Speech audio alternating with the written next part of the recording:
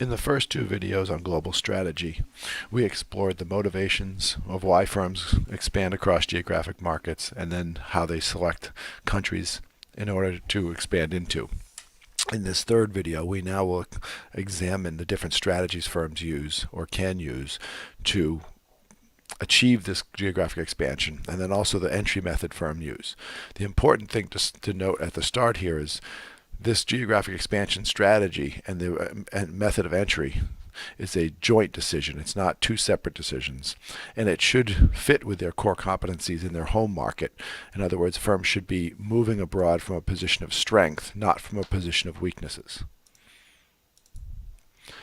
Similar to the notion of cost advantage versus differentiation advantage when we talked about competitive strategy, global strategy really involves looking at two basic dimensions. One is the question of local responsiveness. And this basically asks the question of, does the firm need to tailor its product or service offerings to fit the local customer preferences that reflect the national and cultural differences that we discussed in the second video? The extent to which the firm must tailor its products and services involves greater levels of local responsiveness, but such local responsiveness typically involves higher costs, as the firm must incur greater costs to conduct this tailoring and to change their product and service. This may also involve impacts on their core competence, because the firm is essentially changing what it does and changing the thing it's successful at. The second dimension is cost reduction. In other words, are multinational firms entering a global marketplace with the intention of reducing their operating cost? And this is similar to the cost leader idea, where the firm is approaching and entering national markets by offering lower cost products or by obtaining resources and or value chain activities at a lower cost, which will allow them to reduce lower prices. When we look at these two dimensions and plot them, we now have four different general strategies that a firm may use to go abroad. And we'll start at the upper left. And the upper left is the global standardization strategy. And this strategy occurs when the firm must enter the market through a cost reduction approach, because, for example, in emerging economies, the firm's products or services are too highly priced. Thus, it must reduce its costs in order to sell its goods or services. And there's low pressure for local responsiveness. What this basically says is the firm is offering a standardized product, a similar product across the various geographic markets it has entered, without tailoring its product and through offering a lower cost product. That's the global standardization strategy. In the bottom left, you have what's referred to as the international strategy, where again, the firm does not have to localize its product or service. For example, you can see Harley Davidson, Starbucks, Rolex. These firms, they have a brand image, and worldwide or across the various national markets, that brand is recognized. Thus, the firm does not have to change its product or service.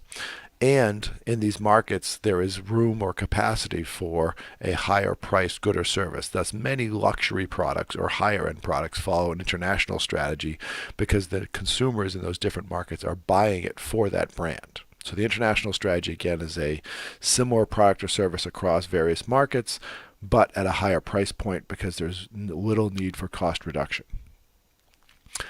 In the bottom right-hand side, we now have the localization strategy, where, again, there's low pressure for cost reduction. So, again, the prices for these goods may be higher and the brands may be more recognized. However, there's high pressure for local responsiveness due to differences in national cultures or national preferences.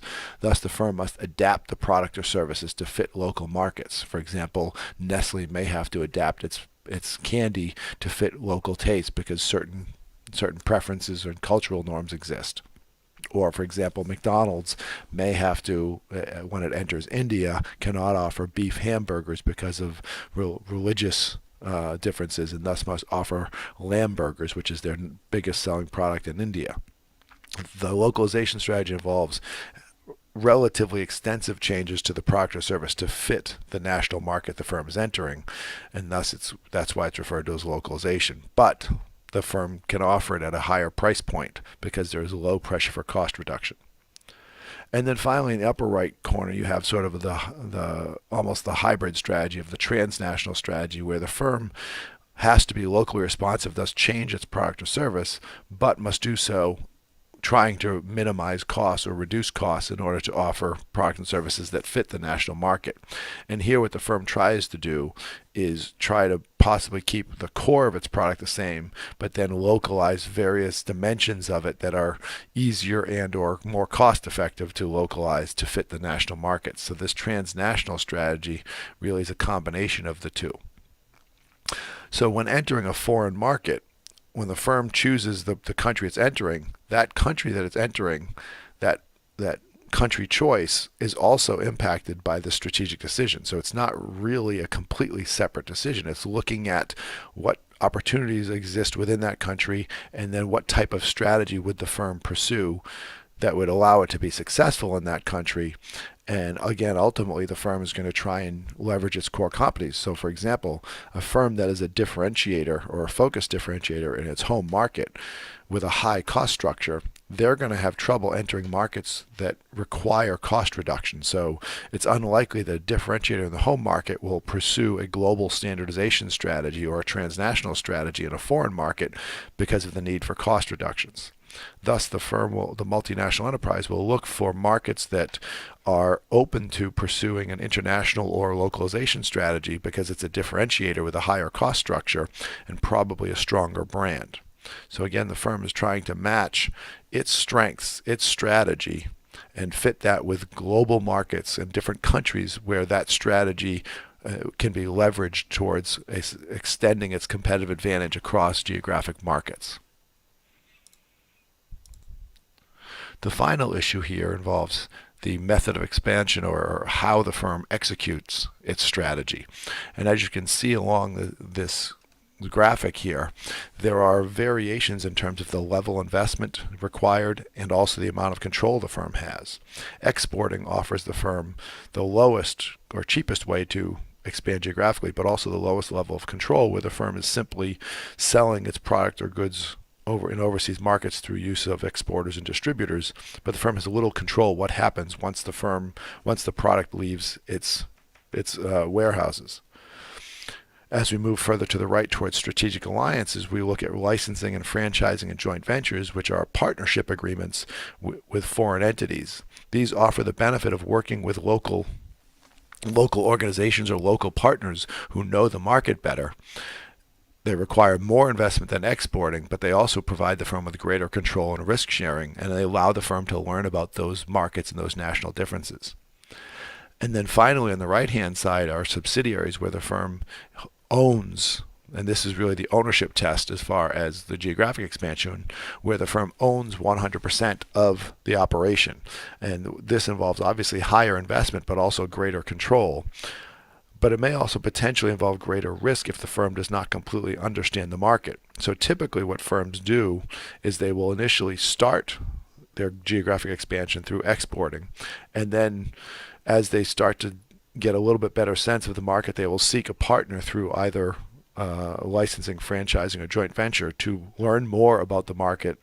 And then as they learn more about the market and develop their own knowledge and expertise, they will then fully enter the market through a subsidiary via acquisition or greenfield, and thus own the operation. But again, it's a development process, and it's also important to note that this method of entry should fit what the firm is trying to do in terms of its strategy.